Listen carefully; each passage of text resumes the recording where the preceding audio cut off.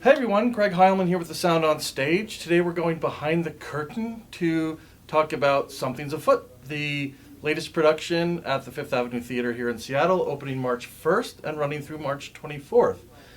The show, if you're not familiar with it, is a musical comedy spoof of some of your favorite detective genre stories, most notably those from Agatha Christie and more specifically, And Then There Were None.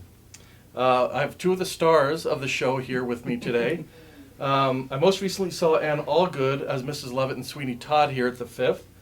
She's a veteran of Broadway, national tours, opera, film, and television. She plays Lady Grace Manley Prow in Something's Afoot. And Anne, welcome to the show. Thank you. Thanks. I'm also here with Sarah Rudinoff, who is an actress, writer, singer, and has been making theatrical work here in Seattle for over 30 years. Like Anne, with too many credits to count. She plays Miss Tweed in this production. And first, welcome both of you. Thank you. To the show. So I guess we'll start with you, Anne. Can you tell me a little bit about your character in the show? My character, well, I think all of our characters they're more to us than meets the eye, as with many of these murder mysteries.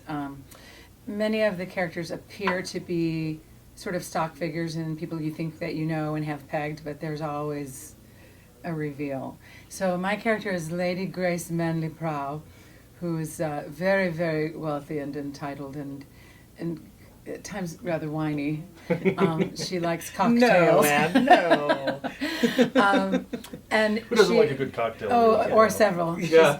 Yes. And she fancies herself quite continental. She peppers her speech with French, which isn't necessarily accurate. First language.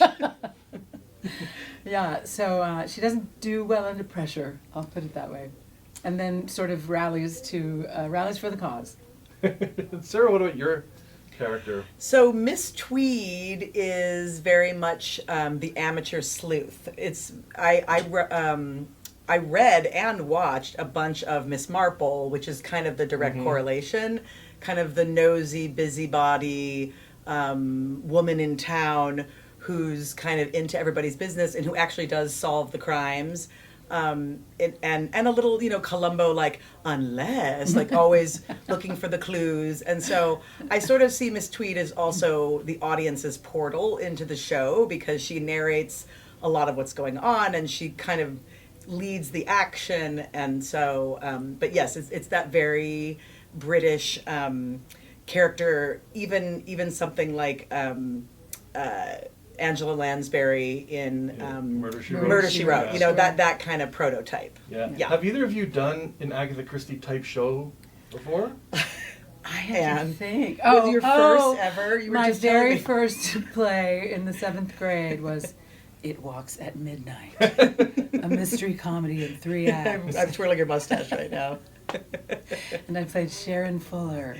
Yeah, I don't remember much, but there are photographs. Ooh. Okay, we'll have to dig those up. And I did a show that Stephen Dietz directed at the Rep that was called Murderers. And it was 3 monologues, and it was about 3 different people at an old folks' home that murder people for one reason or another.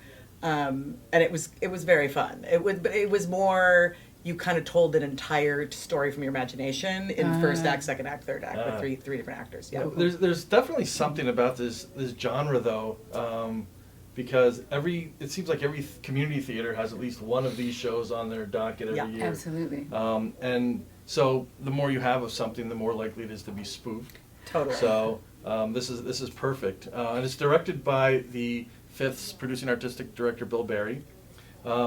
And you guys, I guess you start tech rehearsals next week, Yes. right? We do. So We how get long on have stage, you I think, been? Wednesday. How long have you been rehearsing? We up to started now? January 24th.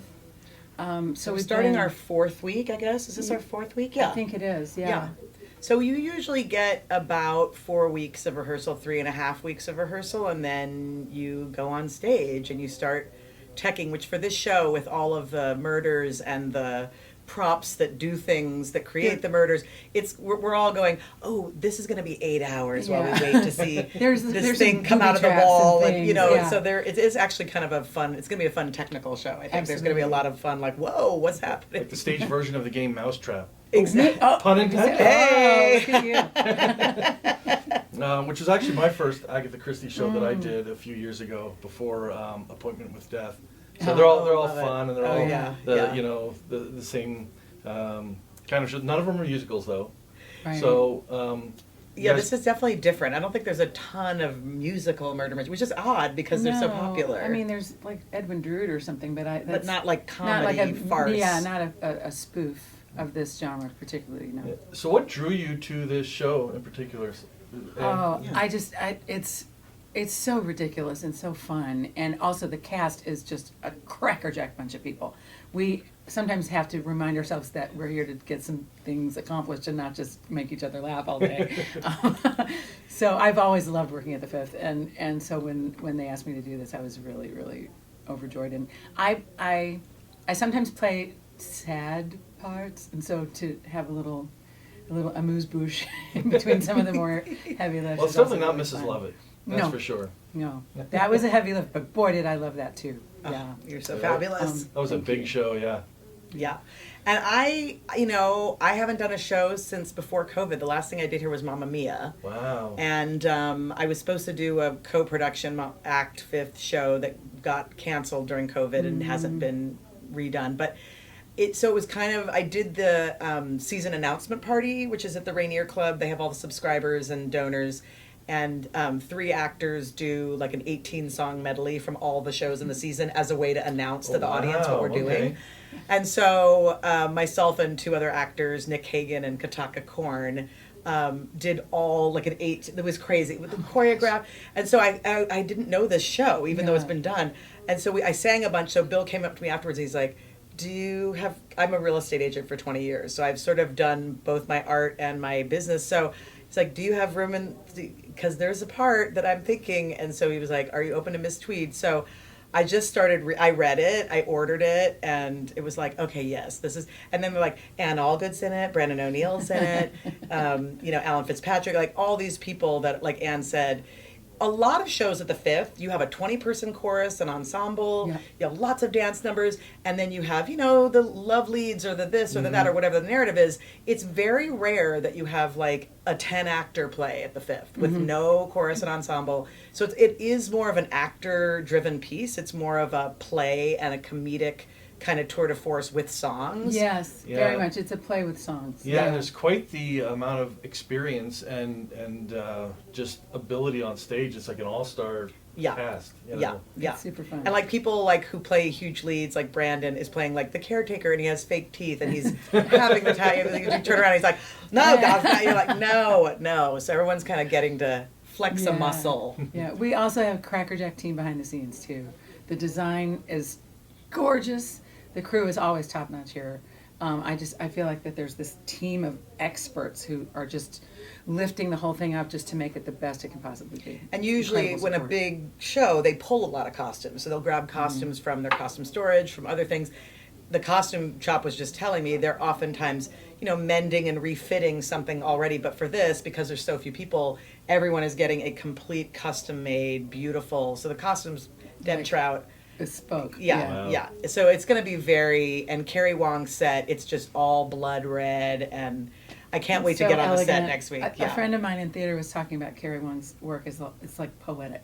There's a poeticism to his scenery, and it's set in the 30s, so it's super glamorous. Yeah. There's velvet and all the hats and all the shoes, and it's Yeah. dreamy. Yeah. This coming right after White Christmas, which was a phenomenal set too. Yeah, and, yeah. Yeah. and all the other stuff. Well, you're busy. You've been working on an album too, and I know we're here to talk Yeah, about Something's Afoot, but if you want to give yourself a quick Yeah, plug on sure. So I've been doing music in Seattle with lots of different people. So the record's called Together, and it's 30 years of musical collaborations. And so I've done a lot of rock singing and jazz singing and cabaret.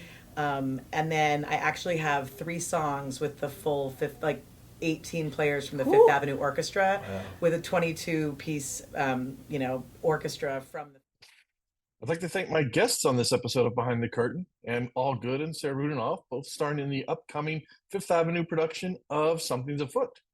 And I apologize for the abrupt end of the interview, but sometimes technical difficulties rear their ugly head, and this volunteer endeavor is no different.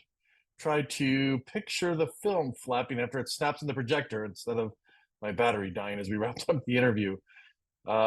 Something's Afoot runs from March 1st through March 24th at the Fifth Avenue in Seattle. For more information on the show, you can visit fifthavenue.org. And for more on what Sarah Rudinoff is up to, visit sarahRudinoff.com. And to keep up with Anne, follow us at the Sound on Stage, and we'll let you know what she's up to. And thank you, all of you, for reading our reviews, watching this episode of Behind the Curtain and our other videos, and looking to the Sound on Stage as your portal to performing arts around the Puget Sound. Thanks again, and we'll see you next time.